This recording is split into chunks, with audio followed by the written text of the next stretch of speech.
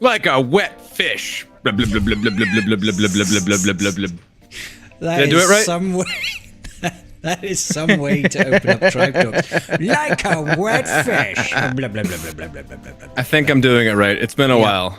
We nailed it. We remember how to podcast, ladies and gentlemen. How are we all doing today? Happy Flawless. Good evening and fucking salutations, ladies and gentlemen. Today, you might notice that Carthrick looks a little bit different. I shaved. Yeah. Oh, he shaved. He shaved, and he's not talking about his head. He's talking about his legs. Clearly. And the beard. Yeah. So, hi Wolfie. Hi Ranger. I need to adjust my camera. What's up? What's up? Other How are way. you all doing today? How It's you been a doing? while. We've had a It couple of weeks has. hiatus. People have like, it's almost like we've got lives and shit has to get done. You know?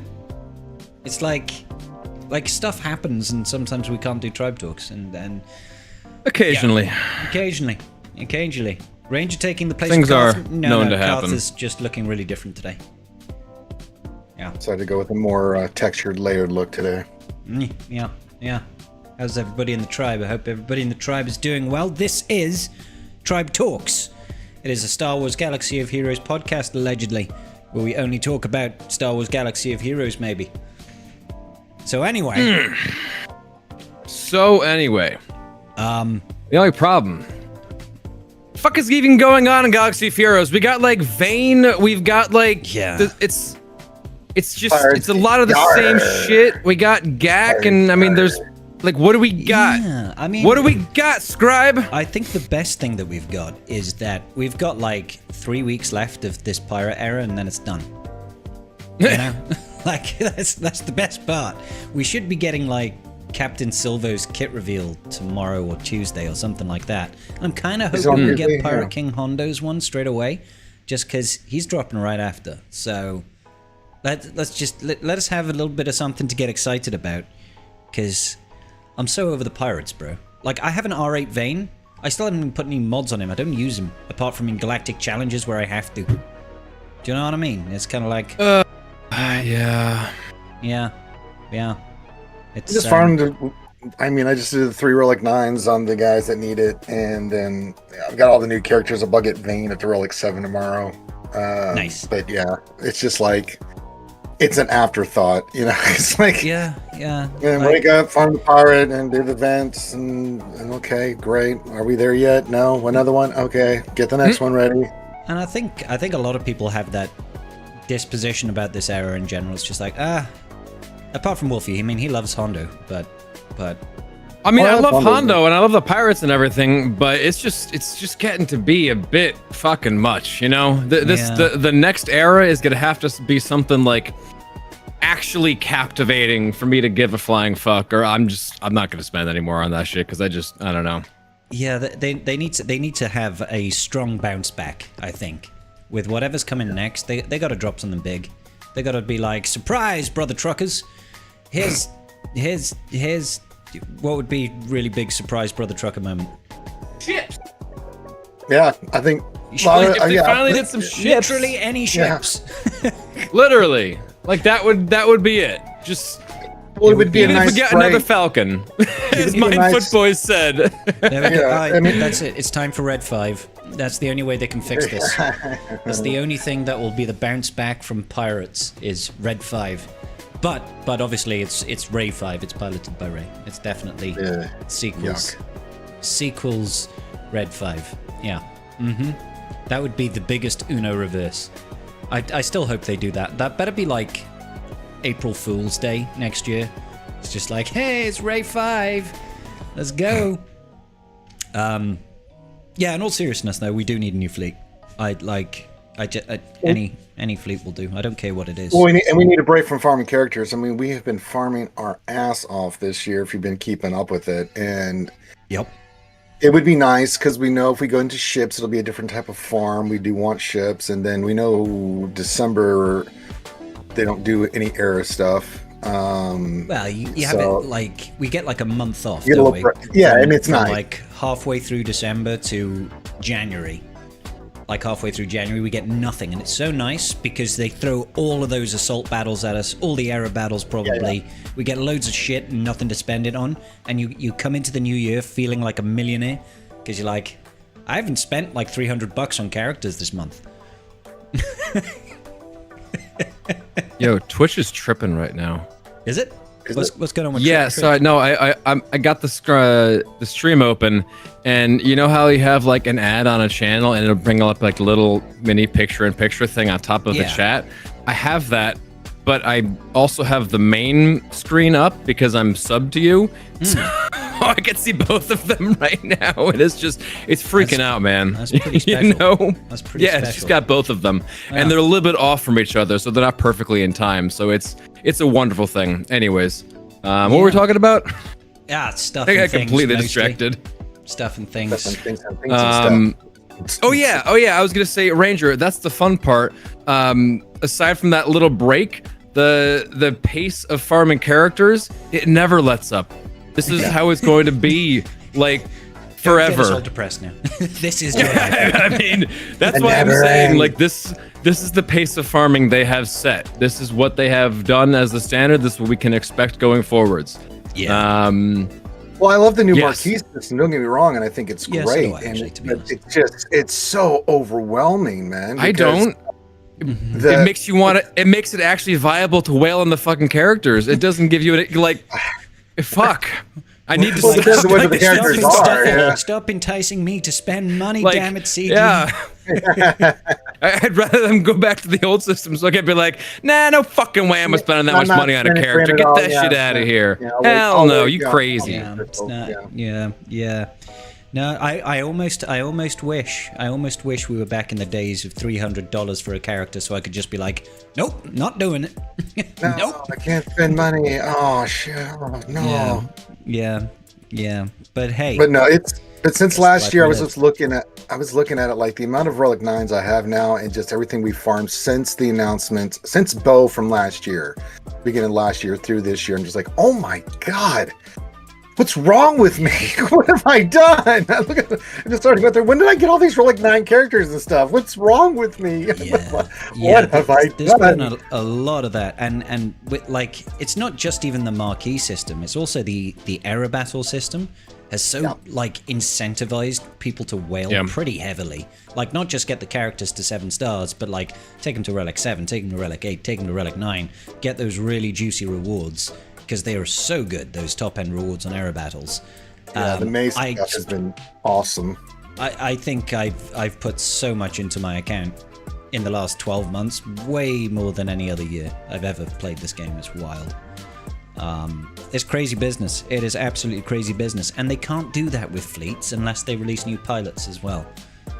Yeah, that's how they get us. Double bubbling. Well, do you think that they'll release some pilots for the era, or you think it's going to be a pirate era ship kind of thing? You know, from the pirates, and then make the pirates because there's a lot of pirate ships. It would kind of make sense for them to release a pirate fleet. It would kind of make sense if that was the case, because we know that Silvo's got a ship. We've seen a capital ship for the pirates. We know that there's the Onyx Cinder that exists. I'm sure there was probably some other pirate ships that exist they could just make a fleet out of. They can give whatever ship to Brutus. Brutus can do something over there. We saw Vane pilot in like a little solo ship over there in Mandalorian, so he can get a ship from Mando. So, I mean, there's a lot of options there. Yeah. So, I mean, they could do that, and I would be happy because most of my pirates are Relic 9, so I would be okay with that. Selfishly speaking. Wouldn't be too bad. But only if this new pirate fleet is actually the new meta, because otherwise I just don't want to know. And I'll take it if it absolutely dunks on the punishing one, though, because fuck that ship. Right in its stupid fuck that ship, I'm out. Yeah. Well, I think that and the Jedi Cron on certain teams or throw the other Cron on certain teams in GAC. It's like, oh god, between that and the RNG with the punishing one can make if it goes well and you beat it, if it doesn't, because you're basically boned. Yeah, the weird RNG that you can get with triple attack or exec is just frustrating. It's like, oh, okay, you killed like 2 of my Leviathan ships before I've done anything. All right, well, I guess the meta fleet ain't so meta no more. But it's so, like, it happens so rarely that I almost can't get too mad about it. It's just frustrating when it does. It's like, oh, look, he's got triple attack or exec. I just got my Leviathan. I'll take the Leviathan. Oh, I'm dead. Damn it. Yeah. Okay. So they need to be hard countered by the profundity. That would be nice if they do get hard countered by the profundity, because that poor ship, that poor fleet, you know, it's just sad. It's just sad is what it is. Gone are the heyday of like profundity already had baked in like RNG to fuck you up, like assists. No, you don't get those. Oh my god. No, certainly not. So frustrating. And unless it's the opponent's profundity, and then they get like 71,000 assists. You're like, oh, okay, that's totally reasonable. So they didn't really need to fuck the profundity quite so hard with the punishing one, but they did. They kind of put it in the ship graveyard, as it were. Not to say that it's a useless fleet, but it just feels still bad. solid, but yeah, it's solid and it does its thing. But yeah, with the 3 meta fleets, it's like, good god, you know, profundity used to be number 2. Now it's not on the barrel. like where do we even place it now? Because you can argue for stuff like negotiator and endurance technically are more valuable fleets right now. The real benefit to the profundity, I feel, is that if you use it and it does well, you can basically just take in the trio and get like 76, 77 banners in a fleet battle. And that's quite nice. But you're running a little bit of a risk all the same. But endurance and negotiator just seem to be more solid counters to more fleets than profundity brings. Profundity, I usually end up like overkilling something. It's usually left over. I'm like, I guess I'll kill like the malevolence. Sure, that sounds like fun. Yeah. So that's usually what I end up doing with profundity. Unfortunately, same. It really is kind of sad to say. Yeah, it is a sad state of affairs. But because funnily enough, like you wouldn't even set profundity on defense these days because malevolence can beat it. Malevolence with the TIE bomber is like such a good profundity counter that it's like, if the malevolence is beating profundity so easily now, it's like, my heart, it hurts. So hopefully we have some justice for the profundity at some point. Maybe a lifter unit, as people have long since suggested. The Fond Law, that's right, I do call it the Fond Law. Or Red 5 would be fine. I don't really mind. I don't even care what it is. You know what I mean? It doesn't have to be a particular fleet. It doesn't have to be a particular ship, as long as what it does is good for that ship. I don't really care. Good times. Good times. I mean, we could do for another executor lifter. You know, that could be a be good. Really make that like a little bit better, a little more solid. You know, give it like a really well defined starting lineup, and I think then would be set. Yeah. You know, if it can just shit on the punishing one, yeah, that'd be fine. Mm-hmm. That's all. Yeah, that'd be nice. Yeah. That's all I want. That's all I want. That and just a brand new fleet, because we've had like 2 years of Leviathan now. I am very much over the Leviathan meta. It's been a wild ride with the whole, hey, let's release the punishing one and fuck up the meta, and then buff the TIE dagger and buff the scimitar and fuck up the chimera and fuck up the executrix and then fix it, and then profundity's we've had a tumultuous time in the fleet lineup. So let's have something new, something stable. I'm sure it'll release with no bugs. Absolutely 0 bugs in fleets ever, and we'll all be very happy. We'll all be very happy. And every release goes perfectly. It's great. Yes. Yeah. I mean, that is what they're known for. Yes, absolutely flawless release every single time. Yeah. Yes. I think we should definitely come to expect that over the next 6 months from CG. But hey ho, apart from new fleets, what would you guys like to see?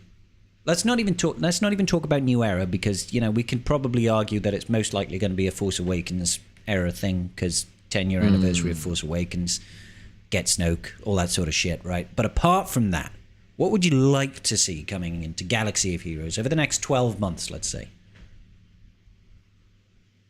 Go ahead, Wolf. Sorry, no, after you, Ranger. Well, I was going to say, I've always wanted them just to say, you know what, for the next month or two, we're just going to go into this code and just fix as many bugs as humanly possible.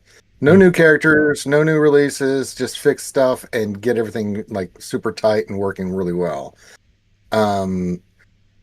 More than anything, quality of life, whatever, you can mix in quality of life with like fixes and stuff. So quality of life, and there's plenty out there that people still like.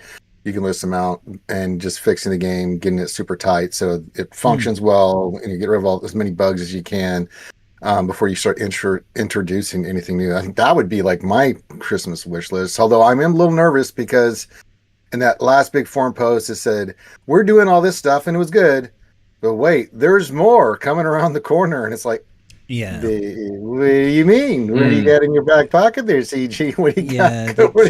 Keep on dropping hints. The big stuff is coming. I know, right? So. And that makes me nervous because they haven't gone back and fixed some of this other stuff that's not working. I mean, the bug, it's so funny to watch. And I did it on my GSC on Friday. I'm like, hey, guys, watch this. Trey versus the mall team. Look at that little guy just popping up. And ISC digging a hole. Trying to play whack-a-mole with himself. Just hiding. Man. And I think the other one is Greedo's doing it too, and stuff. And I'm like, just watch. Now you can beat it with Trey easily. It just takes a little bit longer than the fight would normally go. But it's funny to watch that little just and then pause, and then all of a sudden, oh, damage, and then did like, what? You just sit there waiting your turn. It does it takes up like 6 seconds or something for it to do the one animation. So it runs a real timeout risk, doesn't it? And I've heard a lot of people been seeing it deliberately placed on defense, and that's just kind of shitty. But hey, it kind of sucks. Apparently, DTP. I just had on round 1 of this week. Took in Seer, Malicos, and Baby Cal against a Ray team, Ray, Ben, and JTR. So I was like, Baby Cal will be fine. So it actually went really, really fucking well. I blew up Ben in one or two hits, really, really quickly. Knocked out Ray just real fucking easily. Nice. So I got cocky and I pressed auto. No, you bugged it. Damage immunity.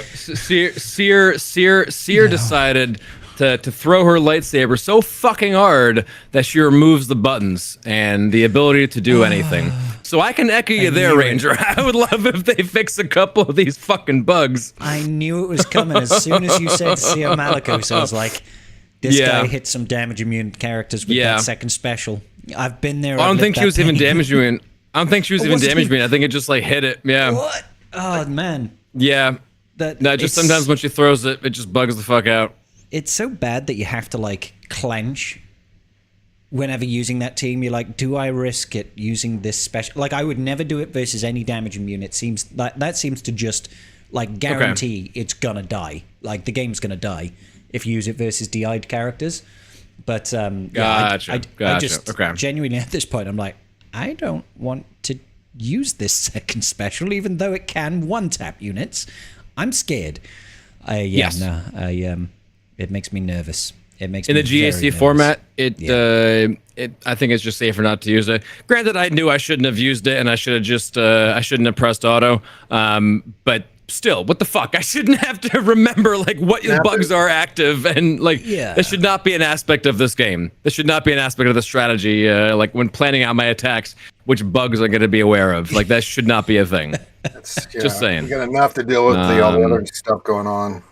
God dang. But I was more going to say just I know it's going to sound played out. We've talked about this a million times. Do something for GAC. Do something for TW. Do something to make PvP interesting in some fucking way. We've had the same fucking GAC board, the same fucking GAC match, the same damn everything for I don't even know how many years at this point. Something. TW, please. 6 years, 5 years. Yeah. Please do something. We need something. I can't just be sitting there going, oh my god, we're just getting some new fucking characters and some new fucking characters, and you just gotta memorize all these kits again. So so you have all these characters, but you don't even need. Yeah, and you don't even need all these characters because there's no fucking point to using them. You have enough at this point, So Yeah. What are we doing here, CG? I mean, give me something.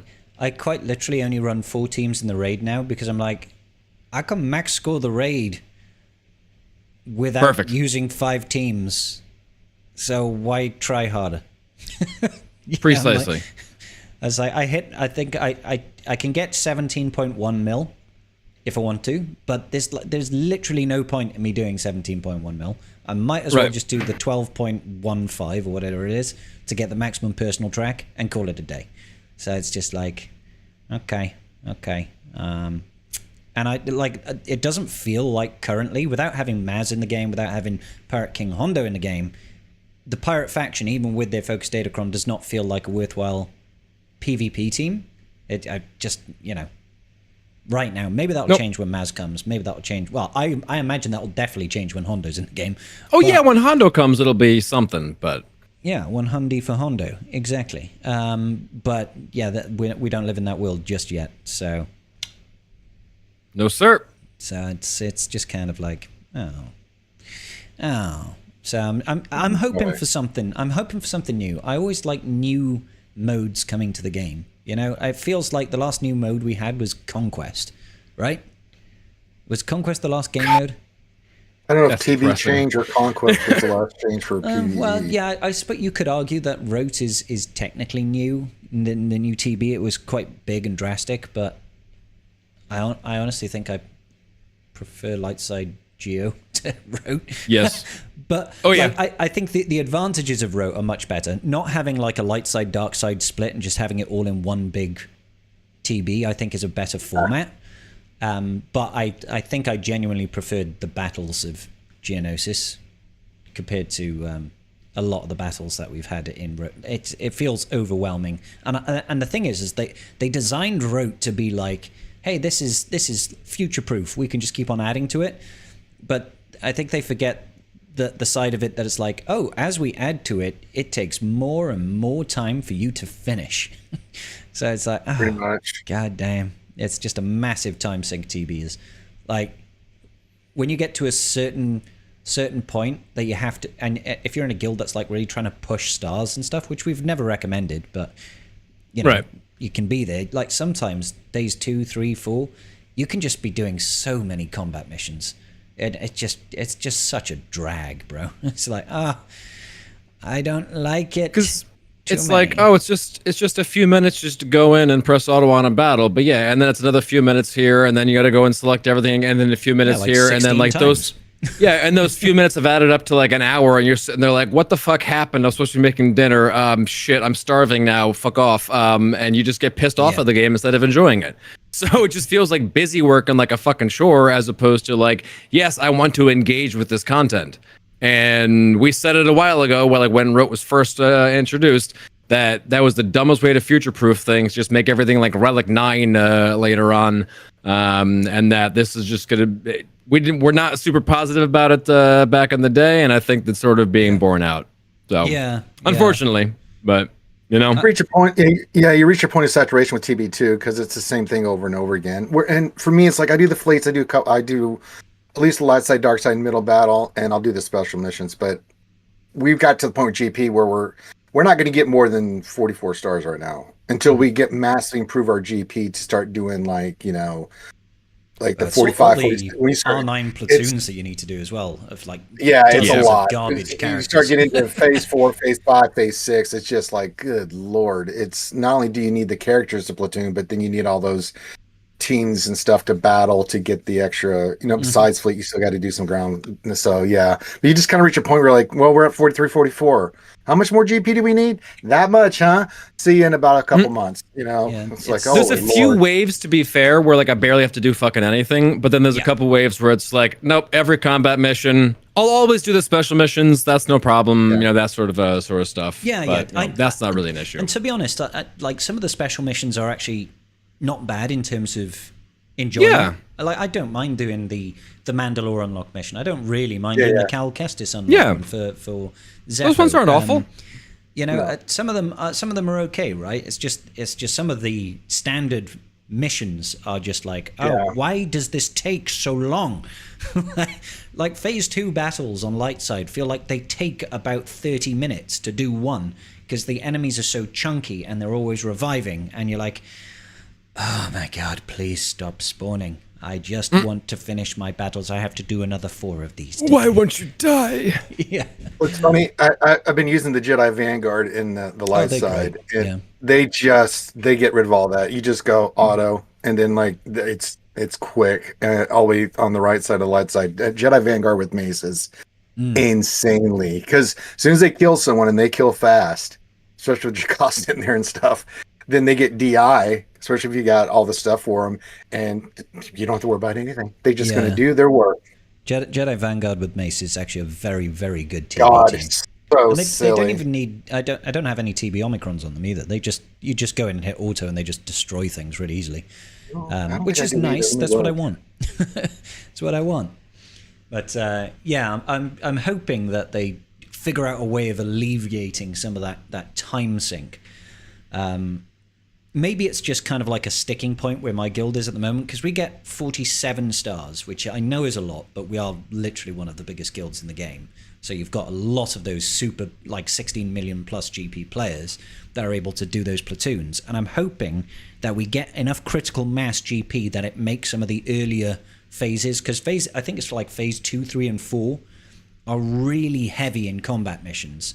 Because you just need if you really want to hit those top end stars, you need to like 3-star all the planets in one wave, and it's brutal.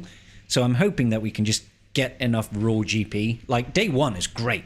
Day 1 is do the special mission on mixed, deploy to whatever random planet you want, call it a day. I love it. I'm just like, yes, that's it. I'm done with TB. One mission. You know what would help with that? D's you know what would help?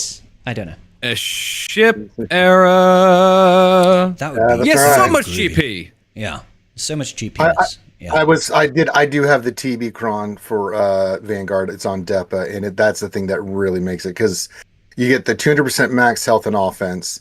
Then the tanks get 200% bonus protection, and then they remove 10%. And whenever they kill anybody, then they get damage immunity and speed up for 3 turns. And it's like, just put on auto.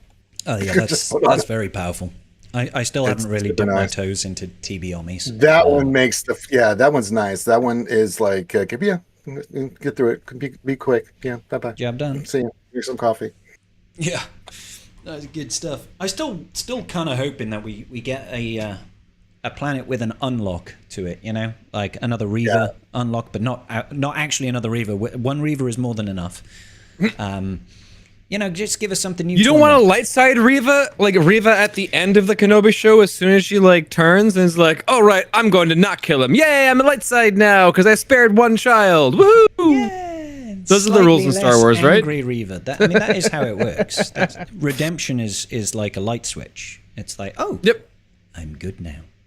They could kill her and she'd come back as a Force ghost. Yeah. Yeah. But yeah, she's not Qui-Gon Jinn though. She can survive gut-sabered stabs. If only. He's the only guy who can't. If only. Yeah. Because, Sabine can do it. Qui-Gon was supposed to be a master Jedi. Sabine barely had a connection to the Force. She survived the gut stab. Qui-Gon. Never mind, mate. Qui-Gon. If he'd have survived, do love me some Qui-Gon. The whole Skywalker lineage could have been very, very different. You know what I'm saying? It could have been very different. You've heard of the the breakdown behind that, right? Like that's why they named the song "Duel of the Fates." Because it is literally a duel between the two fates of Anakin and the entire fate of the galaxy, and whoever wins that duel chooses the fate or determines his fate. Yeah. Ha-ha! Yeah. He's clever. Wordplay. And it was kind of a foregone conclusion because of the original trilogy, but spoilers.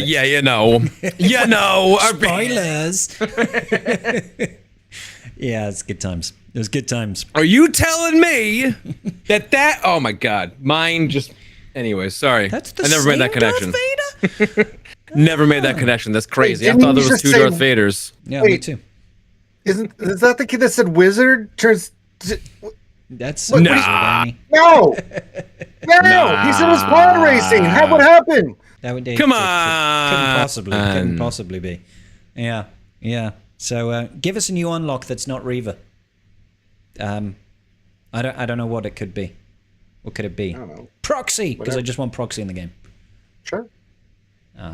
Proxy would be. I know we've talked about this before a million times. Proxy would be fucking awesome. Please, the tits. please find some way, make it happen. Just come on.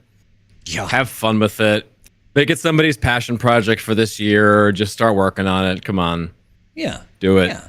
I mean, Rise of the Empire, technically, Force Unleashed, I know it's not canon, but it's around that sort of time, right? So, I mean, that would be okay.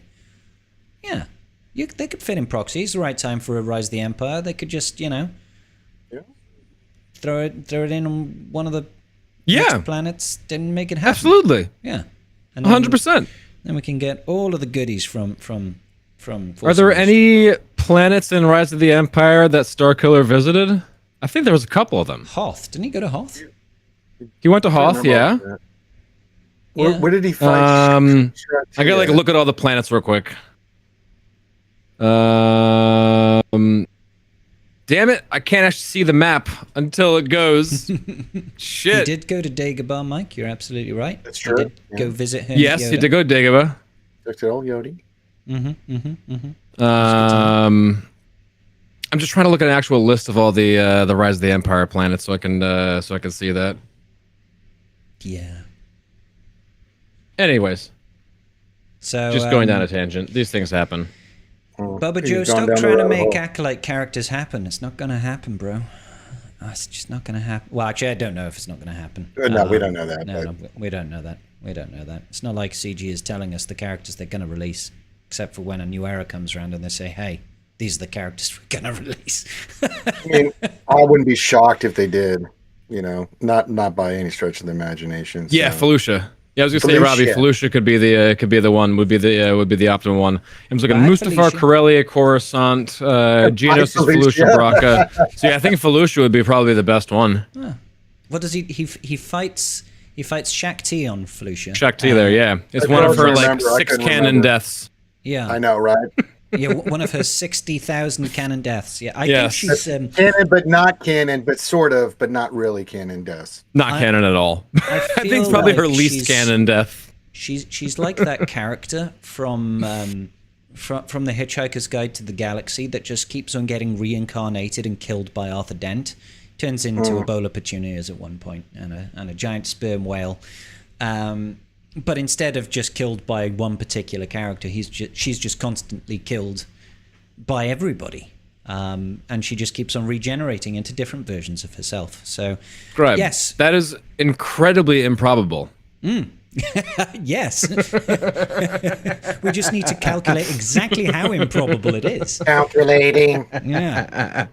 I'm so glad you got that. I did. The improbability drive. Yes, bro. Oh, man. The Hitchhiker's Guide. Yes, Hitchhiker's Guide. That's such a weird show. You can call it a show, a series. It's a way of life. Indeed. Is what it is. That it is. Yeah. So maybe. Because, it can happen. It can happen. But yes, I doubt we see anything from the Acolyte, but it could happen. Theoretically speaking, we could have already seen Acolyte content because they're usually about a year after release, and we're way past that at this point. Obviously, it's not a hard and fast rule with Galaxy of Heroes. Well, I thought you did a really good observation about that. You said something, and I don't remember if it was in one of the streams we were doing or something. We were talking about this, where you're like, the pirate era kind of felt like it just came out of the blue because it was like they're like, if you made the point, it might have been the Acolyte that they planned. And then that show did not go over well. And then they're like, pirates. It definitely, I remember talking about that. I can't remember when that was, Ranger. That was a couple of weeks back, wasn't it? Yeah, it was a while back. A couple of shots back, too. Couple of shots. I literally have no shots anymore. I don't know how many shots we did on Friday, but it was enough. We did a plethora of shots on Friday, which was fine. It was a good time. We always have fun on Friday. Yeah, I mean, I have to assume I did because usually I wake up and don't have much recollection. I fell asleep in my chair, and Mrs. Scribbles woke me up at 5 a.m. She's like, "What are you doing?" I was like, "I'm asleep." She's You like, should- come to bed. I was like, yes, love. It hurt me again. Oh gosh, and then Saturday was a day not worth talking about. Oh god, it was painful. Like, I don't normally have really bad hangovers, but Saturday was it just hit me like an absolute train. I was useless. I was completely useless. So yeah, they did kill Maris Brood on Felucia. That's absolutely right. Oh, that's right. That's right. It's been a long time since I even thought about that stuff. So yeah. Yeah. So it's yeah. Hopefully we get new stuff and things. But yeah, I don't think Acolyte's on the cards. I think it's almost certainly going to be Force Awakens, because it kind of ties in already to the tail end of the Pirates here. That's being Force Awakens, where December is going to be 10-year anniversary of Force Awakens. So if we do the next era, that's basically going to finish the end of this year, which would be Force Awakens, and they can finish it off with a legendary unlock for Snoke or something. I don't know. Yeah, they can do that. I mean, I think that's definitely on the... And Snoke is not allowed to be a lifter for Slacker, okay? I'm fed up with this bullshit of Slacker just constantly getting buffs. All right, that's not fair. Snoke can go and be a lifter for C, because clearly they fucked it up with Bane. Didn't work. You know, maybe you throw in Snoke and he doesn't count as interfering with the rule of two. That's his Omicron. Well, they could bring in like the Knights of Ren and Snoke, and that would be some cool stuff. Dude, I would actually be really happy for Knights of Ren. I've got some of those Black Series figures. I just don't have them on display because I'm like, okay. I was going to go for a much more boring suggestion. So go for it. No. So my much more boring suggestion was it was going to make Phasma do something. That's like a really boring suggestion. How do you take an actress like that and just do nothing with her? Oh my God. It's going to be like the Phasma and Fox lifters. Yeah. Oh, man. I know. I'm sorry. Knights of Ren. That sounds way more fun. Let's talk about that. I think apart from the character assassination of Hux in the sequel trilogy, because they fucked his character so hard, I think the biggest, the concept of Chekhov's gun, like you see a gun. You talk about a gun in a scene, you're like, the audience expects something to happen with the gun, because otherwise it feels like there's setting no something up for later on. Yeah. That's the Knights of Ren. They are Chekhov's gun, and that doesn't pay off. It's like, look at the Knights of Ren, big, scary, evil dudes. They don't do nothing. Standing around like a boy band, all fucking cool in the desert. We're all moody and shit. Yeah. Edgy as fuck. And what do you guys do? Well, we're going to wait till episode 9, and then we're going to fight our boss and get our ass kicked. And it's going to be great. Going to get murked by, redeemed Kylo Ren, sweaty Ben Swolo. It's just like, okay, so that didn't pay off in the slightest, did it? Because they look badass. And I know they've got great. I think they're trying really hard to look badass. Yeah, but that's half the battle, Wolfie. It fake is. it till you make it, bro. But they faked it too hard and they just got murked by Kylo. So yeah, that's the only time you see him fight too. Is like, yeah. So what? Yeah. So I'd like to see them just because they look cool. Plus, They do look cool. Selfishly speaking, how we got like Lord Vader with Darkseid clones was cool. Like Slacker just having the Knights of Ren would have been such a cool team. Like that would look really fucking neat. But it would look great, and it'd be fun to. I mean, I would be down with that. We got pointy teeth Rey now, so it's kind of Vampire Rey. Yes, yeah. So I mean, she could go and do nothing, I guess. But hey, well, we keep Darkseid Rey, and we get a couple, like 3 Knights of Ren, and then you can have Hux and everybody else go form like the other side of the First Order. Maybe with Snoke or something. That would be fun. I think that would be something they could do. Definitely think that's definitely on the table. I mean, that's a possibility. We talked about ships as a possibility for this next era. They could do all kinds of stuff. Yeah. It's... I mean, hell, they could just be like, hey, we're doing the Celestials. I'm like, okay, let's go. No more ships, but we'll wait. Yeah, we'll see.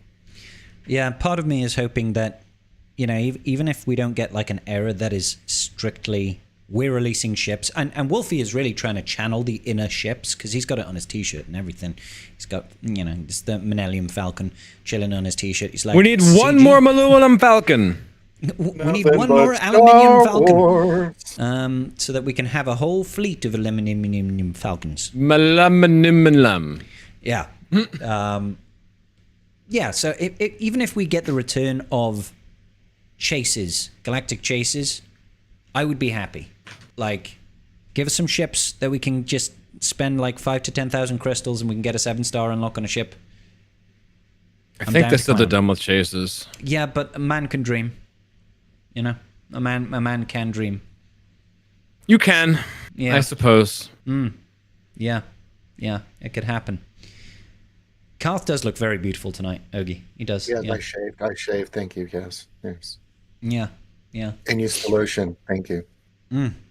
Okay, I need to grab a drink. I will be back in a moment. Shortly.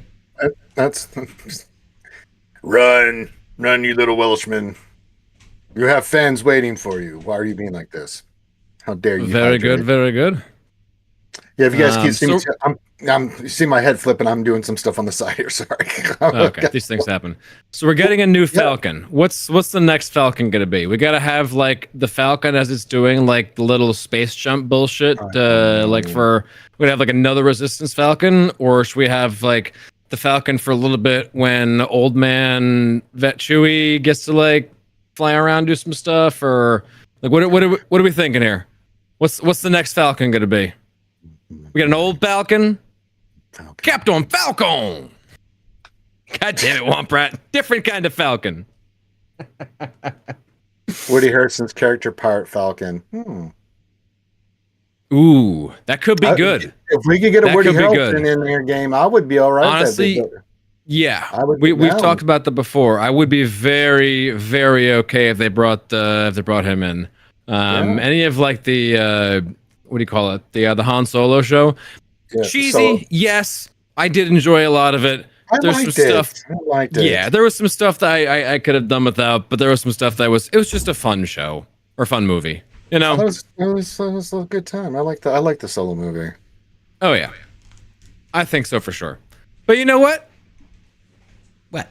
You can't always get what you want. But if you try real hard, you might find you get what you need. Get what you need. Yeah, we were saying if we got like Tobias Beckett, like we're talking about the next Falcon we could get. So if we got like another Falcon, but like Beckett was piloting the Falcon. Yeah, why not? Just for reasons. Yeah, why not? I mean, I think it's a shame that we don't have Tobias Beckett. I know it's weird. We got a lot of stuff from Solo, but not him. I think Solo gets a bad rap. It's a fun film. It's a fun film. I'm not saying it's like the greatest, but it's fun. Like, plus we lost the opportunity to have more Kira. We lost the opportunity to have more Maul. It's just not fair. We were robbed. Well, we do have the Maul Shadow Lord shit coming out. Do we know if Kira's supposed to be part of that? I mean, it's not going to be live action though, right? No, but I mean, she might return as a voice actress. As the voice, at least, yeah. She didn't in Star Wars Outlaws. It was someone else that just did a good impression of her. But yeah, it would make sense if she was, because this is about him building the criminal empire, right? For the the Crimson Dawn, is it? And she ends up being like his right-hand man / woman. So it would make sense if she was there. Yeah, that would be cool. I just want to see some dark. Yeah, that is definitely one of the shows that I'm looking forward to. That's 2026, right? I think so. Yeah, Maul Shadow Lord. Yeah. Yeah. Yeah, we got Ahsoka season 2 coming around the corner. We got that coming around the corner. We've got the Mando Grogu movie, and I gotta say, man, I think that's kind of a little worried about isn't it. I thought it was next year. Oh, is it? I don't know. I'll take it. And we've got Starfighter. So if we don't get ships for that film, there is definitely something wrong. I don't know what to tell you at that point. Mando and Grogu release date says May 22, 2026. Oh, so filming was completed. So filming was completed, and they're doing post-production shit right now. Wild. Starfighter will be in 2027 though, May 2027. They like summer releases and Christmas releases. Why are they waiting so damn long? The fuck? Come on, where's all my Star Wars content? Yeah. Give my damn Star Wars. It's my Star Wars and I want it now. Yeah. So I mean, God. at least we know that I mean, to be honest, at the pace that CG are releasing marquees, it's going to be CG will run out of content at this point. If we're only getting like a film a year, we can't spend 4 hours a year for each production. So that's a lot of marquee units. I think they're going to have to dig deep and find some interesting stuff. I mean, they definitely have material they can work with. There's no shortage of random Star Wars characters they can bring in to bolster extra teams and do extra stuff. Well, we're not getting Legends Bane. It's not happening, mate. Okay. Well, what I was going to say, the question, if we don't get fucking Legends Zana at least, I'm going to fight a bitch. I'm waiting for Satil Shawn to get in the game. Good lord. That'd be nice too. Is Bane's apprentice. Bane's right? apprentice, yes. Yeah. So the only thing I have with that is the last thing Bane needs is a lifter, damn it. Like, come on. What do you want him to do? Kill more GLs? He needs somebody to make him immune to instant defeats, okay? Right? Well, I'd like to just like them do another Bane, like the OG looking Bane from the books and the stuff. I know, it's like, me can we too. get that version? I don't care which one you pick from that, and his armor or not in his armor, and get his dark armor. That would be a fun combination. But no, I mean, don't get me wrong. I love Mark Hamill doing the voice of Bane, season 7 clone. So what I was gonna say is that they have no shortage of characters that they can go and reach for and like grab and whatnot. They absolutely can do all that very fucking easily. I guess the more question is, who are they going to bring that is going to actually make people want to invest in any of these characters? And then again, the other question is, what are these characters going to be for? Why are they like, why do we even need to farm these characters? Is it just like to have new characters to play with? We already have a shitload of characters. It's more than enough, more than we already need. So what are we doing pirates here? So that we can use them in the raid. They'll be like, look, guys, more pirates. This one can solo the raid. This one has Kung Fu grip. Yeah. This one is ribbed for your pleasure. Wait, no. This one will talk back to you and call you names. Oh God, yeah, no, I don't know. Well, let's be honest, none of us know, but we will find out soon enough. Well, we'll know here in a couple of weeks. It's literally like we're just about to finish up Vayne, then we've got Silvo in another week. No, 2 weeks. Yes, 2 weeks. No, week. Yes, next Tuesday, Silvo, right? Yes, Pirate season, duck season, fire! Sorry, a ghost! You're despicable. So we're basically done with the pirates. So rejoice, and we'll now get to hear about the next era real soon. Real soon. I'm excited. I'm aroused slightly.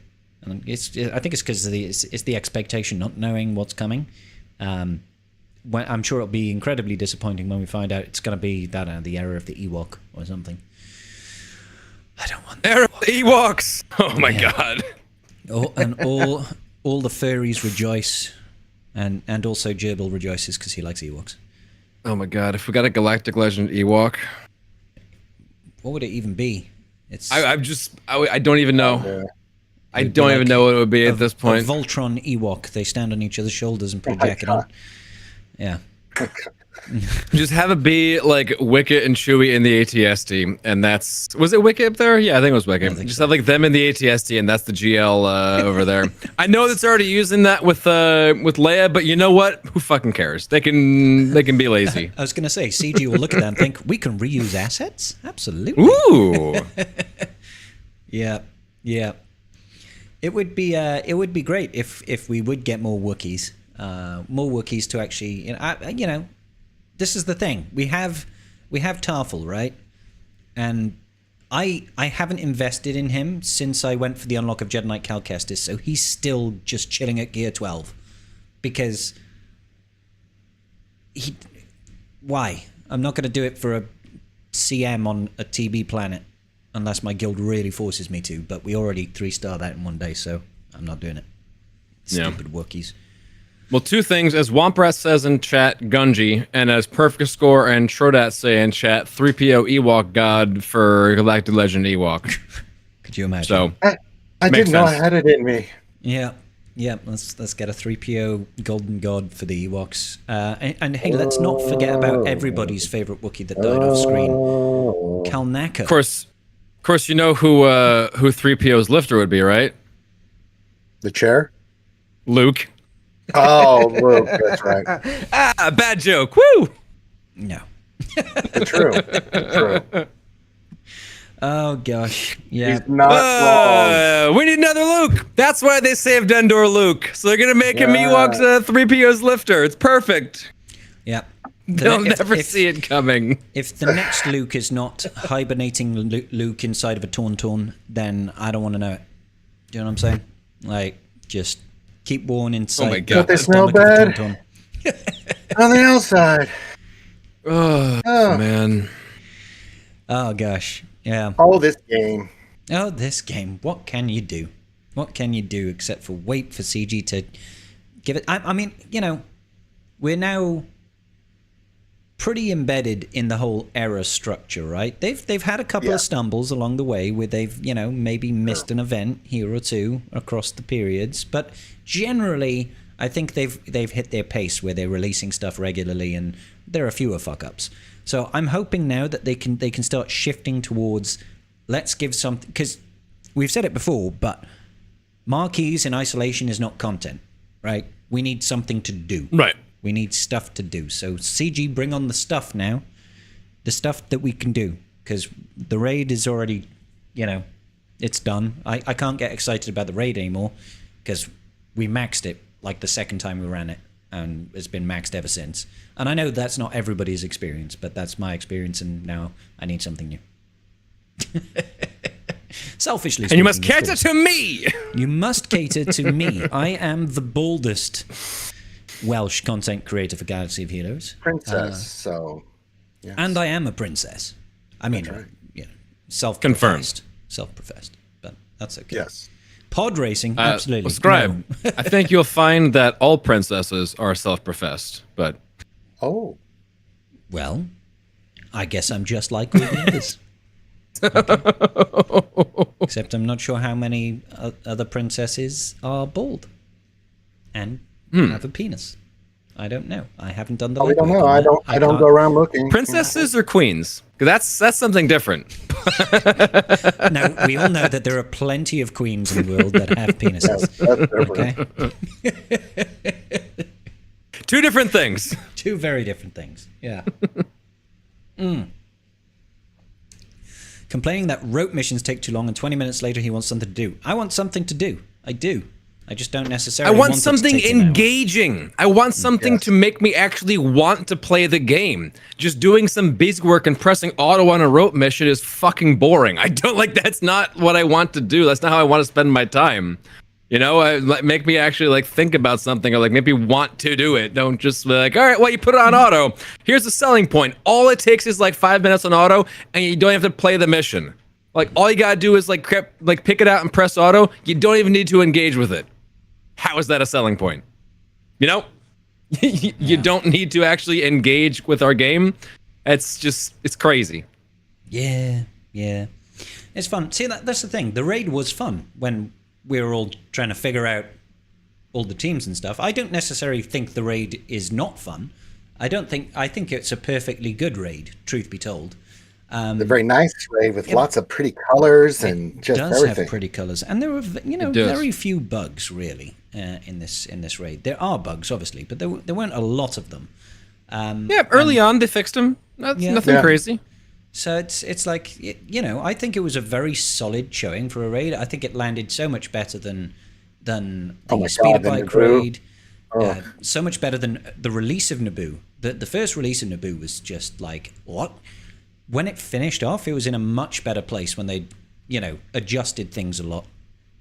Finishing off was much better. This one, I think, hit the ground a lot harder. There was a lot of dissent when it first came out because everybody was like, what do you mean we've got like one team and the rest you're releasing throughout the entirety of the era of the raid, essentially. And people soon chilled out about that, because there were a lot of short mans, lot of like bleed over teams and that sort of thing, and low hanging fruit that made it a lot easier to get your foot in the door. Like, you had a Tarkin solo, you had a Nest solo, and you had a Hondo solo, and then you had Tarkin Scorch and the Clones Trios and all that sort of thing that made it a lot. We were more very accessible. concerned about how approachable it was going to be, how accessible it was going to be, like because of all the pirate stuff. We were very concerned. I was pissed about it. I was like, what do you mean you're releasing a raid with half the shit not being available? What is going on with you, CG? So a lot of that has been alleviated. Yeah. Yes. Yeah. I mean, I will say absolutely. My 8-month-old free-to-play account, I scored 1.1 million in the raid now, and that's an 8-month-old account. That's really solid showing considering how young that account is. You couldn't do that in Naboo, not on an 8-month-old account. You'd have to be very, very fortunate to have gotten ready this quickly to actually start getting rewards, because we get like the third box or something like that in 100 mil GP guild, 110 mil GP guild. So not bad at all. Actually getting Mark III currency straight away, basically, which is obviously it's so important to roster development, because that's where you're gated for, your aero magnifiers and your impulse detectors and stuff like that, So it's so important that they've let people do that, let people have access, even if it is, obviously you're not going in scoring 10 million unless you're a late game account. But it was a good showing. So I'm hoping that in 12 months' time, when we get the next raid, or 10 months' time, however long it's going to be now, when we get the next raid, that they strike that balance again. I just don't think we should expect to have a bunch of undermanned teams for the next one. I think they're probably going to course correct and be like, maybe not have so many short man teams. So, I don't know. We'll see. They may leave that in just so we can figure things out and realize you may need to over relic things to use the undermans anyways.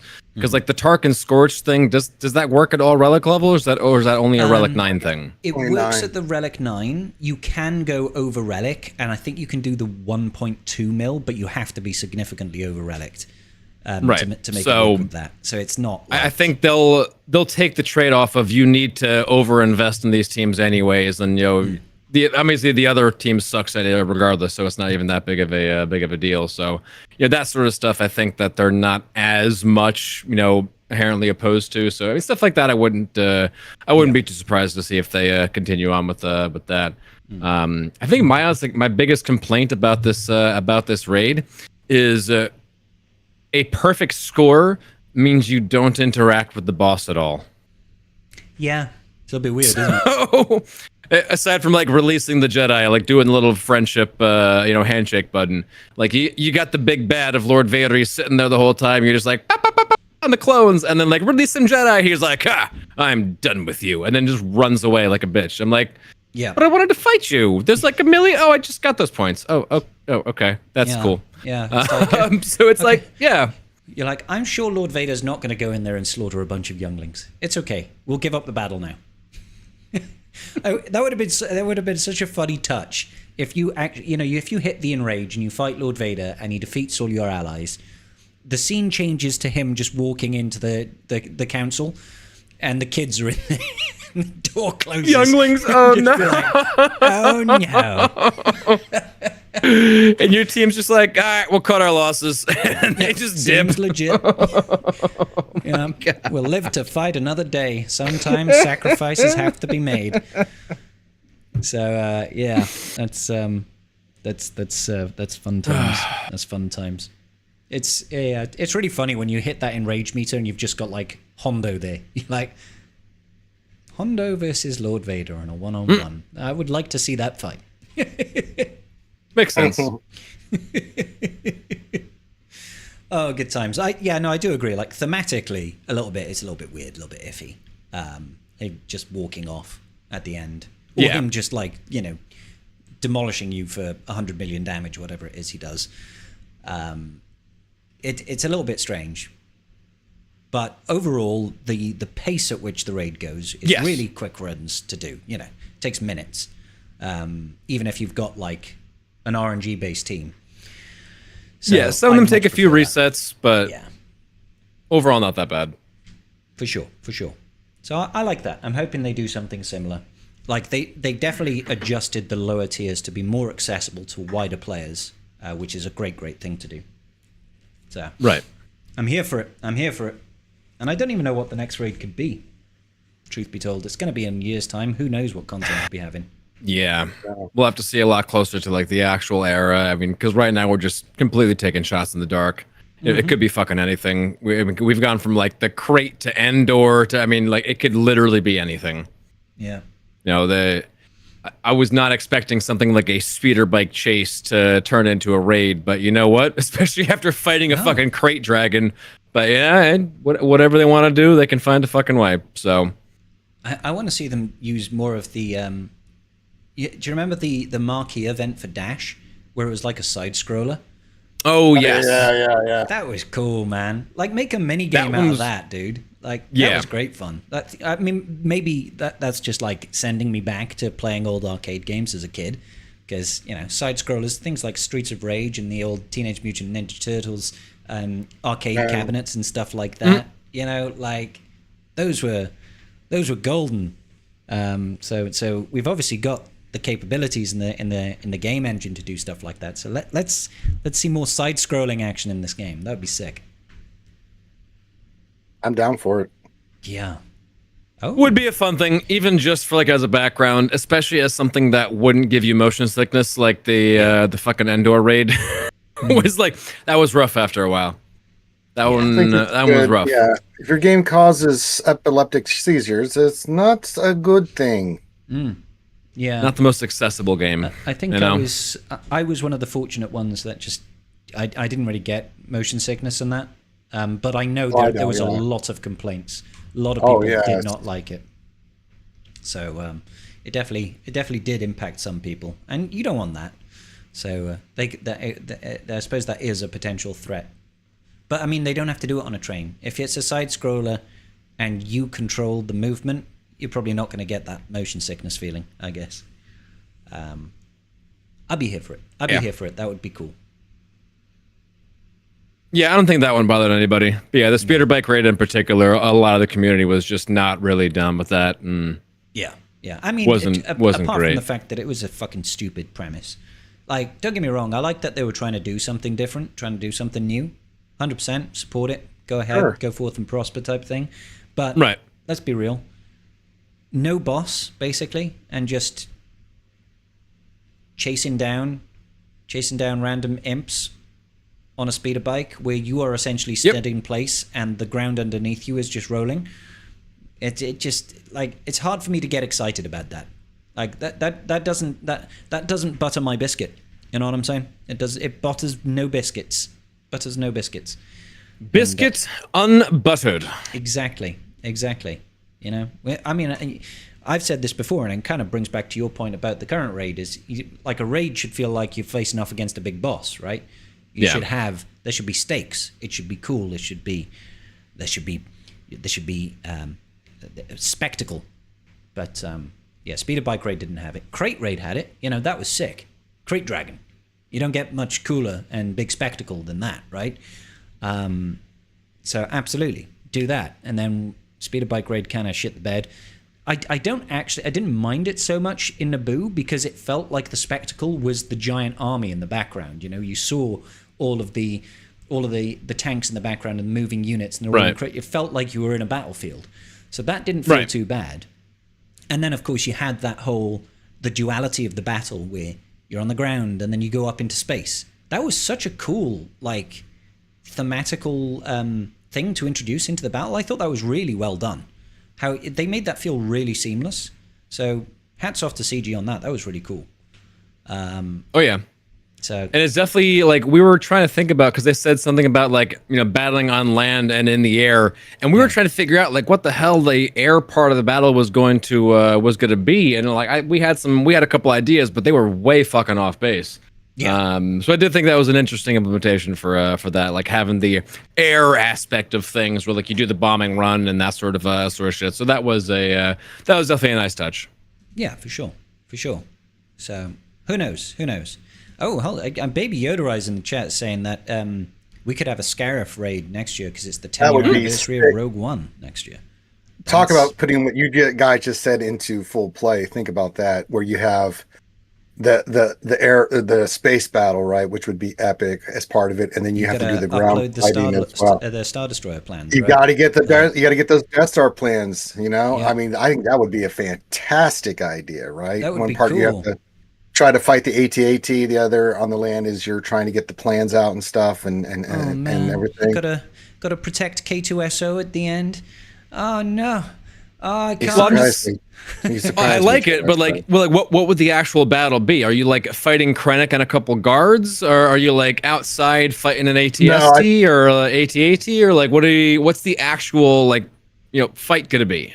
Like what's the actual combat? Like the stages would be, break blockade would be part of it. Like you have two parts that would be space, like break the blockade. So it's the ship raid then. Ship raid in the beginning. But then you go to the ground. They could do the same thing as what they did in Naboo, right? Like you could have the opening Just reuse the mechanic. You're in you're in space. You break the blockade, then you go down onto essentially assault the beaches, right? Like you could be part of your team could be like. But then I'm saying then you're just like either fighting some general stormtroopers and shore troopers, and then like maybe an ATST, AT-AT. I'm like, what's the big bad? What's the? Are we just getting waves of troopers again, and then you fight an AT-AT, and then it blows you up, or like what are we doing here? I'm trying to like play this out because I want to get excited about this. Well, I don't know, but I'm just giving ideas of what they could do because Scarif was such a big beast, right? I got it, Wolfie. I got it. So we use this idea of the transitions in raids, right? We've seen we can already do it with ground to space. Go space to ground. You gotta upload the plans, right? The final scene is you're running the fuck away from Darth Vader in that hallway. Ooh. Oh my god. Yes. Okay. All right. We incorporate the hallway scene. I can dig it. All right. I'm back. That's the end of the raid. I'm back. All right. So imagine like the Darth Vader is stalking you through a hallway. They could use the side scroller there, right? And what you have to do oh my god, is yes. he will mark one of your units, and you have to pass the data disk that's got the Death Star plans to another character before Vader kills them. And you have to like land a hit or whatever to distract him and everything he's blocking that while you're passing this back. Yes, all right, I'm here for it. Sick. I like it. Let's go. All right, cool. We've done CG. All right, I'm excited now. Done. And then the last thing you see in the raid is just Vader like he is in Rogue One, where he's just standing there looking out as the ship flies out, and you're like, thank God we got away from that. You know what would actually be really cool of how they would do this raid run as well? What would be really cool is, because these phases are very different, yeah? And we always go for like different factions that are applicable. What if when you go in to do your battle, you say, this is the fleet team that I'm going to use. This is the ground team that I'm going to use. This is the the upload team, and this is the escape with the plans team. Right? You lock them in before you go into the battle, and it systematically goes through each one, and it adds up to one total score. And that way, like, you use a bunch of characters and a bunch of teams to try and get everything done. And it could it would have to cache all the teams, so that way you can actually use all of it, and you're still using a lot of teams, right? I think, I don't know if technically I think it's CG possible, would... But. Yeah, I think CG may say, like, fuck you to, like, having a 5-phase battle. Just have your 5 teams over there. But if you could do, like, a 2 or 3 phase thing, I think that might be all right. That could be interesting. Could be cool. Yeah. Could be cool. You know? Cool. Yeah. Give me our hammerhead Corvette. So May the force be with you, Rogue One. I mean, if they've got a whole year to make it, so they now have our plans. They have our plans. They can upload it to the spaghetti code, and pray that nothing breaks. There we go. We did it. Yeah, we did it. I like Scarif a lot. I think that would be great. Great job, guys. Very good. I'm glad we could all be part of this. Yeah. Oh my gosh. So yeah, and that would tie nicely into Andor season 2 content, Wolfie. So absolutely. Oof. let's get the ISB faction. Oh my god! Oh my god! Yeah, another one we fucking asked for. Holy shit! I would love to see Andor for Acolyte. God damn! Oh my god! Yes. So good. Get fucking Deidre Miro and yes. My god! Abso-fucking-lutely. Make it happen. What's his name? Radagaz. All that shit. Please. Like those were actually some amazing fucking characters, and they could make some really interesting kits with that. And I know I'm going back on what I said earlier and everything. Like, oh yeah, we need more stuff and not just more kits, but that'd be really fucking interesting. Like, give me something interesting. I just want to like something engaging. Andor season 2 characters tied into Scarab. Oh my god, yes, yeah, yes, please, yes, definitely make it happen. Yep. All of these things, I've approved all of these things. Go forth and do them. Yeah, yeah. Death Star raid and Red 5 as the reward. I mean, I think that we've theorized that since the days of Heroic Sith raid. I know, right? That is like it's a 7-year-old idea, I think. But it's still one I support. I'm down for a Death Star raid. I'm definitely down for having raid rewards give character unlocks again. I am too. Like, make it happen, CG. I'd love to. I still don't know why we don't. I'm still confused as to why there aren't character releases with raids and stuff like that. But yeah, just put them on the personal track, nice and easy. Cool, done. Yeah. Personal track or whatever. I mean, it's not going to getting a new character is not going to affect like the reward system you have in place now. It's just another incentive to add to that already. So I'm down with that 1,000%. Yeah, that's a sure win. And that's like an actual incentive to like want to try and like, oh, maybe you did your 4 teams, got your personal reward, but you like get a couple extra shards and we unlock them like 2 weeks earlier and have like I don't know. For those who are like are still like GAC tryhards, you get your character for like 2 extra weeks ahead of everybody else, and you get like your big bonus. And I try so hard at GAC, bro. I try so hard. I keep trying to do more shots during my GAC, and for some reason like Friday night, I didn't even clear a wall. Oh no. Your RNG that night was horrid, dude. Like nothing went right. I was just like, all right, fuck this. Like when you were using Balin, I'm like, well, this Balin's great, but if it goes bad, it goes bad. Because if old Ezra starts stacking that evasion, you're boned. You're boned immediately. I've literally remodded that team for next round of 3v3, and they all have accuracy arrows. I'm just like, fuck this, man. I'm gonna hit. You know, it's the last week, right? Yes. But it'll exist again. It's not going. Okay. Oh, actually, I don't know. Actually, is the it won't be a because the Hodocron's going away, right? Okay, that's fine. Then. Yeah, both of those are going away after 5v5. Yeah, screw those guys. But yeah. So fuck that team. Actually, to be fair, I'm actually going to try Ray versus that next round, assuming people put it on defense, because people always one-tap my Ray anyway. So I'm going to take in the Ray Barris. Ben Cron against it. Give that a try for the science and the fun, because can't dodge a whirlwind. Can't dodge a ultimate or a wrench. Can dodge a wrench. You definitely can. You definitely can dodge a wrench. I've seen it. It exists. Dodging a wrench does exist. That is canonical. Yeah. Yep. I don't know. Have we got any Tribe Talks questions, I wonder? Let's see the Discord. I don't know. Let us peruse the Discord. Tribe Talks questions. There are some questions because we have been away. Okay. Okay. It's mostly from Bubba Joe. Hi, Bubba Joe. Now this one, this is a 2-week-old question because we haven't done Tribe Talks. It's been a minute. Yeah. On this week's episode of Wolfie and Wolf Pirates with Scribe and not Carthrick, because Carthrick is off on holiday. How dare he have time off? Formerly called Tribe Talks. Formerly called Tribe Talks? Yes. What is your thoughts on 2025 at a little more than halfway through the year? My guild mates and I were reflecting on the high quality of characters we got in 2024. Darth Bane, Queen Amidala, Poncho Bros, Balin, Jar Jar, Luthen, Ezra, Great Mothers, and comparing them what we got to 2025, we feel underwhelmed. Is it just us, or do other people feel that way as well? What's the thoughts, the wonderful panel of the Tribe Talks? The only thing I'm underwhelmed about is just because it's just not something I'm that into. But that's just a personal thing, not so much how good the faction is as pirates. But what do we get this year? We got Mace, the Jedi Vanguard, Lord Vader, the clones, I mean, those are fantastic additions to the game for this year. Yeah, we got Bad Batch. So I would say overall 2024 is a little bit better, but I mean, Bad Batch kind of put us in a strange place where like, what is this? I was like, what are you doing?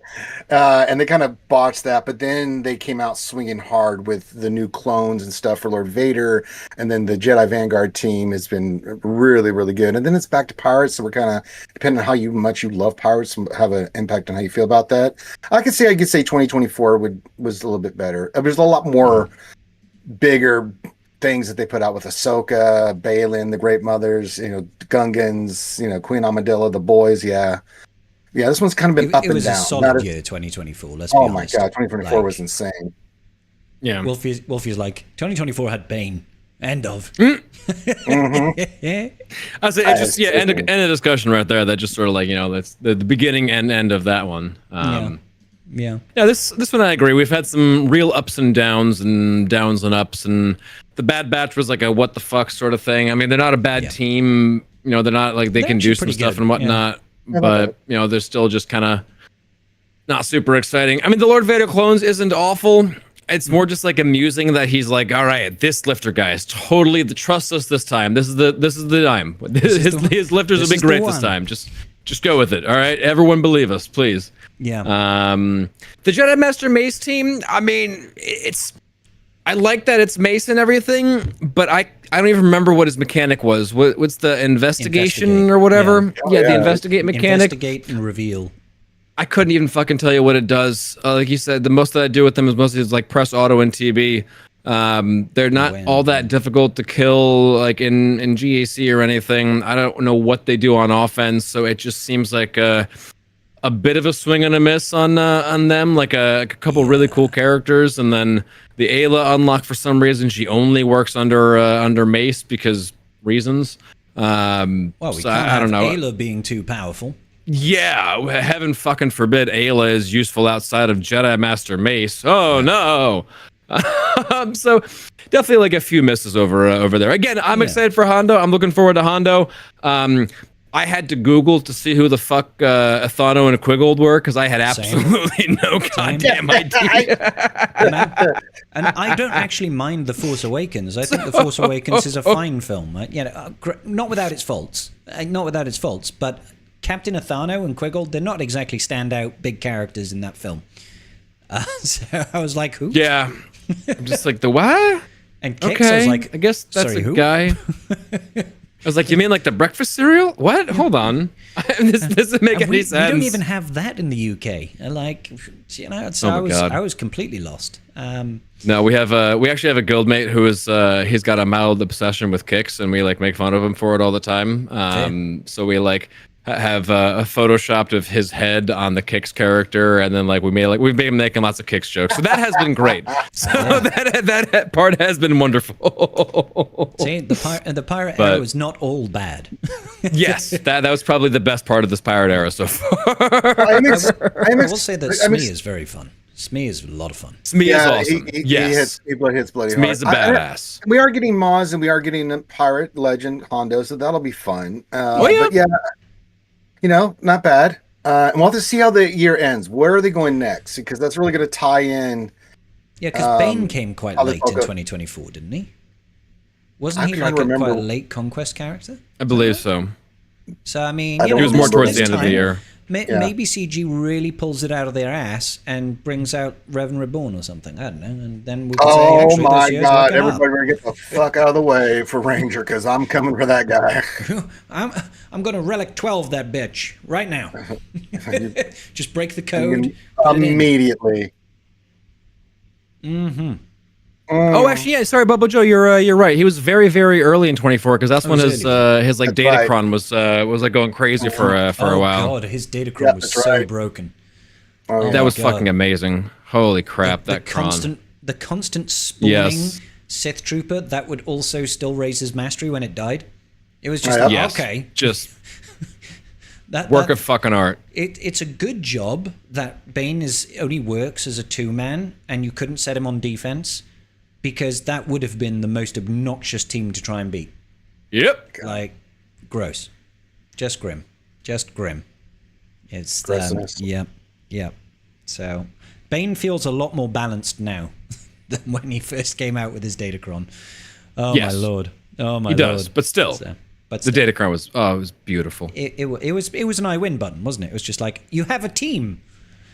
I disagree. Pretty much. Yeah. Bane's sitting was- there at the poker table, like, what do you have? I got a 7, a 6, a 5, a 2, and an ace. I win. That's what the game we played. Doesn't matter. I win. I win. What team have I? It doesn't matter. I have Bane. He beats everything. Yeah. So yeah, his Datacron was just all kinds of crazy. But yeah, even getting Ezra as well. God, Ezra was insane. Ezra is still causing issues to this day. Right at this moment, yeah, he's everywhere. It's a certain. everywhere. Where is he going to be the biggest pain in the ass in GEC? That's where you got to be looking out for. It's like, It God is almighty. a nightmare. Yeah. But hey, such is life. C'est la vie. Maybe we will get something really cool and funky after we've finished with Maz Kanata. I'm happy for I Maz. have to She's imagine overdue to be in this game so long ago, man. Well, I'm so happy to get. They really Maz. should have released Maz as the Smee unlock, in my opinion, because it just doesn't feel right. Like, Smee feels like he should have come afterwards. Right. But maybe they wanted to make the Pirate King Hondo team like hit the ground running real hard, instead of like the Maz team hit the ground running Instead hard. of I like don't know. have it for a little bit and like, oh, wait till you unlock its final power once Yeah, you 'cause- eventually get your raid character. they You know, there's did less that with, urgency to get the GL. With JMK, they did that, didn't they? Kat came out like a month after JMK. Like, No, she came out first. I thought she came out No. first. I'm pretty sure she was like a month after JMK dropped, because there That's was right. like She that- was, because there was like we were this underwhelmed period. with JMK. Yeah, because we were like, JMK kind of poopy. Kind of duty. Okay. And Sure, then- it was and a then while ago. I'm pretty sure that's how it went. And then Kat came, and you're like, oh, now it makes sense. Yeah. So JMK is the lifter. Got it. Yeah. Because when you release your new GL and gets beat by gas, you're like, well. Yep. And then we did have So- a prolonged period of JMK just dominating everything, which is why everything has got like anti-JMK built into it now. Yes. Instant defeat immunity and that sort of shit. Yeah. Bonus protection countering and stuff like that. It's just prolific now. Oh yeah. So yeah, all I was trying to say is that this, like, 2024 may be a little bit underwhelming so far, but we've still got another quarter left of this year. Let's see what shakes out of the Easter basket and have some fun with that. Thank you, Bubba Joe. Let's get rid of that one and on to the next question. Bubba Joe asks, is it a bug that Quiggle's application of blind now expires on counterattacks, or is it working as intended now? It's working as intended now. It was bugged Working as originally. intended. Yeah. CG released a post saying that they had fixed the interaction. Blind is only supposed to apply to one attack. So if they counterattack, It shouldn't matter that's if the it's attack. It shouldn't matter if it's on your turn or not. It's just an attack. Yeah. Whether you're called to assist or counterattack, it shouldn't make a difference. Yeah. It does, unfortunately, make the pirate team a lot harder to run if you're using Quiggold, because, the blind is basically worthless. You do the AoE blind, you land it, hopefully. They all miss the counterattack. So it's like, it used to be super useful because you blind everybody, they miss the counterattack, and then you could get the entire enemy team to miss all their AoEs, so you could keep those execute stacks really high. You can still win with Quiggold and Pirates. You can still get the 3.6 million, but it's just a lot more of a pain in the arse now.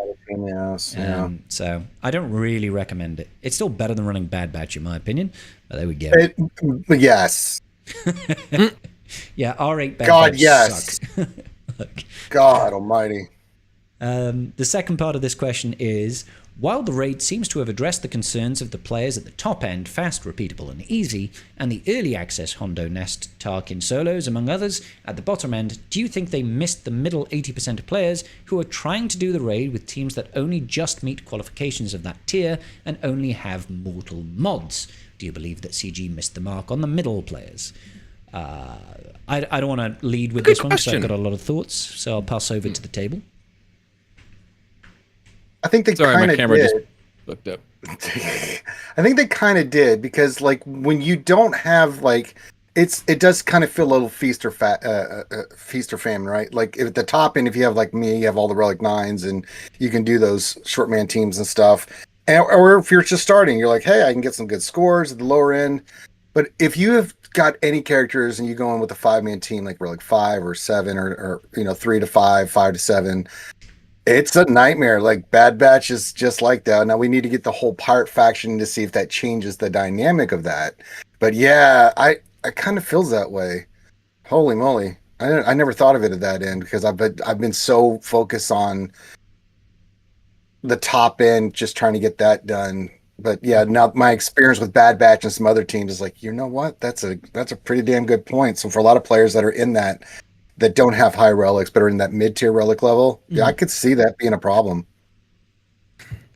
I think partly that was somewhat kind of maybe a little bit addressed by like them having to be able to use the pirates or everybody at like relics while they're under stars and that sort of stuff. I wouldn't say that's like a complete addressing of anything over there, because that still only enables you to do like the 1.2 million tier, as opposed to like slapping down anything higher than that.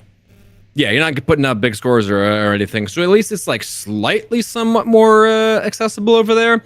But yeah, I never really considered a whole lot about how much it does affect like the the biggest percentile in the game pretty much, that because that definitely is a bit of a hampering to that. And like I said, the low star relics helps, but it's definitely not a catch-all. It doesn't actually fully affect everything. Part of it is just gonna get. Sorry, go on. No. Go ahead. Finish your point, because I'll go on. No, I was just saying, you'll get them to 7 stars eventually, and you'll get them there eventually. The raid goes on for a full year, so you'll get to that point at some point in time. Just not that is a good point that has been made. Yeah, no, I think he is right for the most part. I think it's most exacerbated by the lack of teams, right? Because obviously we've got Keller and Beck, but if you're a mid-game player and say you did not get Jocasta, right? You didn't get Jocasta, so you can't really elevate your Keller and Beck. Most mid-game players are not going to be rocking around with Mace, right? They ain't going to be rocking Mace. They've missed their chance because you had to be wailing on those marquee characters straight away in order to unlock Mace. And he's probably going to drop. They said he'd come in the end of this era, so he's probably dropping in 2 weeks, right? With GL Hondo coming to the game, we're probably seeing Mace come back straight away. It's unlikely that most players are going to be ready even now for Mace. So they're going to have to wait another 3 months. So that's another team that's out of reach. And their other options are go back and do Bad Batch, which are horrible at the R8 tier. Apparently not too bad at R5 and R7, but horrible at R8. So it kind of gatekeeps the upper tiers. Now, the only thing I would say, and I know this isn't a comfort to a lot of people, but what I'm going to be doing on my free-to-play alt account, and I know it sounds mad, is I'm just R9ing Tarkin and Scorch. I'm just doing that for 3.6. Will it take me some time? Fair. Yes. That's really smart. But I think I can do it, and it will give me a massive boost in my school. Massive boost. Way better than me to try and, I would rather do R9 Tarkin and Scorch than get, 3 teams to R5. Do you know what I mean? That's smart. Now, how long is it going to take you to get to Relic 9 Tarkin and Scorch, and how long will you be able to use that team? And then once the raid is done, how fucking useless are they going to be? I think they'll be okay for that free-to-play account because I'm going to be working on all the clones. Basically, I'll work on all of the Jedi Master Mace Windu unlocks. I probably won't get it. I'm not getting it this time, obviously. Maybe next time I could actually be there in another 3 months, but that's obviously halfway through the raid at that point, isn't it? It's like halfway through the life cycle of the raid. But I'm pretty confident that I can get those 2 R9 characters pretty quick. Okay. Not like, I'm not talking like in a month's time I'll have it done. I think I could probably do it within 2-3 months, something like that. Okay. Because I've I've got Padawan Obi-Wan and Master Qui-Gon Jinn at Relic 7 right now. I'm already getting Mark III materials, which I can then convert into higher and higher relic levels. So if I'm just laser focusing on just those 2 characters to build them, just those 2 to R9, I don't think it's going to take me crazy long. My Tarkin's already Relic 0. My Scorch is 63 out of 65 in shards, and I'm double refreshing his node now. So I'll get him up to 7-star very quickly. And this is the other thing that I'm thinking about trying out. I actually think that Shaq T leading Darkside clones will get 300k. I think that team at 5-star, gear 8, will actually get 300k. Because I think they've got enough oomph to kill Fox early. Because of the mass assist and the bonus turn meter from Shaq T and the extra speed she passes and all the damage that's going to go through, I think they'll actually clear that 1 tier. So that's going to sort of give me another team to work towards to get a little bit more Mark III currency. So that's what I plan on doing. And I know it's a bitter pill to swallow, but it's almost like a proof of concept from my perspective of, if my 8-month-old account that's free to play can do this, realistically, anybody can do it, right? Because, and honestly, at that level, Tark and Scorch are not going to be like horrible on defense and GAC. You know, they'll probably be able to get you some holds. Yeah. Well, also, he's got a capital ship. He's got a capital ship that'll help you tremendously too with the Relic 9 Tarkin too. So yeah. So so that's what I'm going to try and do. But I'm already hitting 1.1 million. I think, I'm nearly got 5-star Bad Batch. They're all at gear 8. Apparently gear 8 5-star Bad Batch can do 300k. So I'm like 10-15 shards away from 2 or 3 characters to get the Bad Batch up and running. That's another 300k for my raid score. And if I can get Scorch all the way up there, then I feel like I can post 4.5 mil in the raid within the next quarter, within the next 3 months or so, I think. So that means I'd still be able to benefit for 6 months of really good raid scores. And my plan will be, as soon as we know we're coming to the tail end of this raid, is we have to start thinking about what's the next raid. Yeah. And I know it's not, like everybody always says, push for GLs and stuff like this, get Jabber and stuff like this. But if I'm still claiming first in fleet from my earlier game Executor Rush, I feel like I can keep on top of that and I can keep progressing. So that's what I'm going to try. Don't know if it's going to pay off, but I think it will. It kind of makes sense to me. That was actually a Tribe Talks question. But yes, I think Bubba Joe does have a point. It is a little bit icky sticky in that mid-range. Because most people are not going to be rocking Pirates. They're not going to be rocking Jedi Vanguard. They're not going to be rocking Darkside clones at high relics. But that's where I would focus on, is just get Tarkin Scorch to R9. Because it's a big bump. Okay, next question is from Yuki. And Yuki asks, what is better in Territory Wars? Omi Grand Inquisitor with Reaver as a toon or Reaver lead? It depends. Reaver lead. Generally, a Reaver lead. Yeah. Reaver lead unless you have GI's Territory War Omi lead, because GI has 3 Omis, right? Yeah. So, generally speaking, the one you want is on his special that insta kills Jedi. Yeah. Right? That's great. If you just have that one Omi, you take Reaver lead. If you've got his leadership as well as that Omi, you go GI lead, in my experience. Like, I don't have that second Omi yet, I think. I don't think I've got Never done. I haven't done it. I don't think I've done it either. But generally speaking, you might as well save yourself the Omi and just run Reaver lead. But try to get that special Omi on him to insta-kill Jedi, because that lets you kill some ruler teams. Like, oh my god. Especially when you've got that Datacron around. I don't think it's in this current Inquisitor set, but there was one where when an Inquisitor kills an enemy, they take a bonus turn. You do that with GI, and you go up against a Jedi team. He just kills the whole team. He just goes, I kill you, and you, like JMK Cat, for example. You could go around and kill everybody apart from Cat and Kenobi. Turn 1. So they're just JMK Cat. It's like, good. It's a hell of a fun team to use. But even without the Datacron, still pretty good.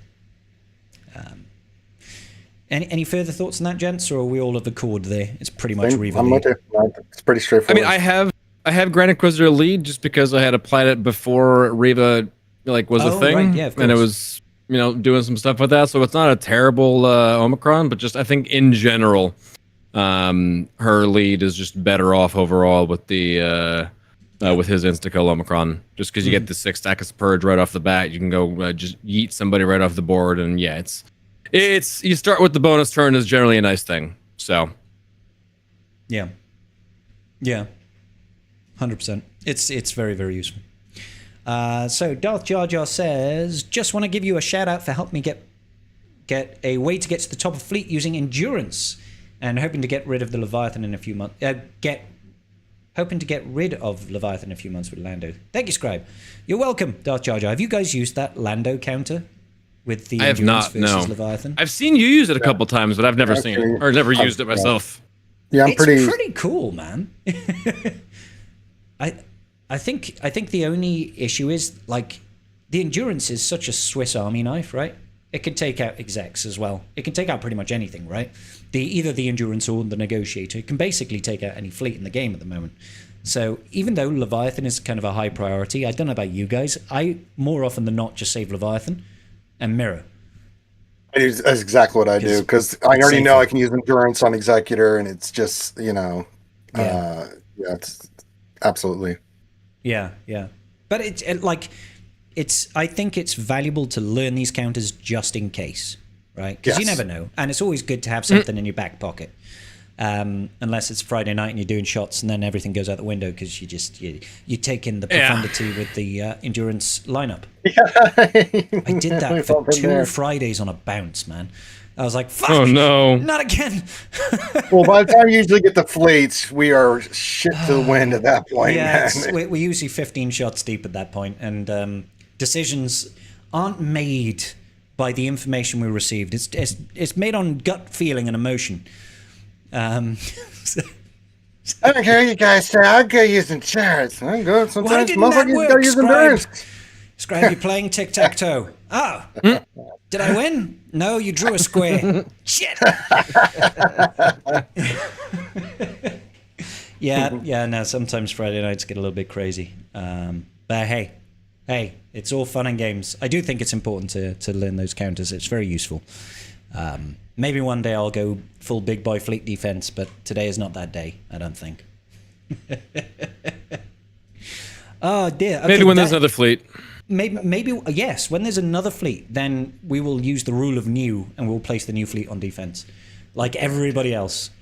Well, provided it's actually good, because you never know. That's the other thing, Yeah, because we'll have to have that 25,000-ish crystals to 7-star a new capital ship day one, which is it's a necessary evil, but the ship would have to be significantly powerful enough to not just get immediately hard countered by something that already exists. And I feel like that's going to be really hard for CG to do. Like, there's so much power in fleets these days. It's how do you stop everything whilst also making it counterable? Well, they just have to have like very specific callouts for each of the fleets. Yeah, if the enemy ship is a Sith, then these specific things happen, and like you can't have your reinforcements destroyed, and like some extra little thing, and they just gotta have extra bunch of lines in there. It's like you can't be taken over if they're a Sith, and then if you're this, then they can't. They just like that's how they have to do it at this point. It'll be the Starforge, and every time you do any special attack with the Starforge, it reinforces a drone ship basically. So the Leviathan killing your drone ship doesn't do anything. It just, you do a special, it summons a drone ship, it dies, and you're like, okay, I don't care. It's fine. Done. Yep. And they have a permanent lock taunt, and they're immune to debuffs, just like Queen Amidala's decoy. And if the enemy fleet has a ship that looks like a toilet seat, you flush it, and it just dies immediately. Done. Easy. Mm-hmm. Let it be written. Let it be done. Yeah, I fucking hate the punishing one so much, man. I hate it too. We all hate it. Stupid ship. I understand why people like it. I really do. But the people that like it are the ones that are like, oh, I had no other way of beating other fleets. That makes total sense. Of course you like it. It's my only hope. That's okay. That's okay. Just understand our viewpoint where we want to punch the wall repeatedly. Stupid ship. These things do happen. Those were all the questions in our Tribe Talks questions. I don't know if we've had any more in the chat. I have not been super attentive to that. So if you guys have, we've caught some of them as they've gone by. Yeah. Based on the last year of new tunes, I think GL Hondo is going to be on the same power level of Tano. Mediocre. Well, I mean, maybe. Who knows? They really screwed the pooch with Glat, I'll be honest. making Ezra just so much more valuable outside of her team was such. This is why we have such prescribed teams for the most part now, is because they know that all it takes, make one powerful character. He's light side. Ray's gonna take him. Ray's gonna take him. She likes any powerful light side character. And then you throw in a Datacron that just is fucking nuts, like the Hodacron, and you're like, okay, Ezra's gonna take that. Now he lives with JMK, and welcome to your worst nightmare. It's just like, oh god, this is why Ezra needed so much more that tied him so specifically to Glatt, or Ezra needed to make Glatt so good when he's with her that she's actually worth using and setting on defense or taking for offense. Right. Because right now, even with Ezra, it's not that she's terrible with Ezra. She isn't. It's just it's so much better to have Ezra with Ray or Ezra with JMK. It's like... Well, it's the same thing with Bane and C. It's like, you can use C Bane, and it's really good, but why would you? Why not use Bane to go kick the shit out of stuff by itself, and then use C to kill a gas team or something, It's just like, it's the same thing they did, so that was big boo-boo, and now it just, the problem with that is it makes Glatt just feel really substandard. And don't get me wrong, now that Ezra is super fixed and everything, in Territory War, God. with Ezra and Territory War Omnis on Sabine and Hu Yang. TW is a different story. TW, you put nasty, Ezra with, bro. Oh my god. God. That team is wild now. Yes. That's a good team now. But GAC not so much. GAC not so much. Yeah, TW completely different discussion. Yeah. But hey ho. Such is life. I give up. I've been trying to outsource Scribe, but I just can't do it. Only got 960k. Perfect score. Try harder, bro. Perfect score is in my free-to-play account, Guild. You could do it, buddy. I believe in you. We got you. We believe you. We got it, buddy. You're going to do a great job. You're going to do great. Yeah, well, we need to hit box number 4 on the free-to-play Guild because I want the extra Mark III rewards. I want those more rewards. I want them all. Good reason. Yeah. I mean, hey, we would get like an extra 500 Mark III currency. And that's nothing to sneeze about. That's every 6 days? Adds up. Exactly. It really does. If you think about it, 500 currency, what could I buy with 500 Mark III? I could buy myself an extra 2 Aero Mags. That's a big deal. That's 10% of, Relic 7 to Relic 8 of Aero Mags every 6 days. It's we say this all the time, but guys, if you're going to invest in anything, you invest in raid teams because the return on investment is huge. It's so good. It's the best in the game apart from just getting to the top of Fleet Arena and getting 400 crystals. Assuming your guild is also contributing to the raid and you're not just trying to solo it. Yeah, don't try to solo it. Yeah, that ain't worth it. You need to be in a hive mind of like-minded individual nerds that also want to do well in the raid. This ain't no heroic Sith. Yes. Exactly. All right, gents, anything you want to cover off before we call it a night tonight? I'll let Wolf go first. I think we mostly hit all the big ones. Just CG, make your game better. Just give us something to do, and just take away all the bullshit, and just make me want to play your game again. Just release proxy. Yeah. No, just do it. That too. I'll give release you the proxy. Money. I will give you the money. I will pay for proxy in cash and blood. No, just cash. I don't want to bleed. And other stuff. Well, there's other liquids. There are other liquids. Urine, mostly. See what you did there. I mean, no kink shaming. Whatever you're into. I mean, Sometimes, Oh, God. Sometimes. Anything you want to discuss, Ranger? If I can pimp, we're getting ready to do some ACS stuff. You don't mind me pimping that? Hell yes. Pimp away, sir. Well, as we do every year, we raise money and start a campaign because fuck cancer. And we've been partnered here at RSG with the American Cancer Society for a very long time, helping them raise funds in their fight for a cure and to help people when they're dealing with cancer. So we have a couple of big dates coming up. September 13th and 14th that weekend, we will be launching our new 2026 campaign. We got a lot of cool stuff. You'll be able to, bid on, things of that nature, you can, that we'll have available for you guys.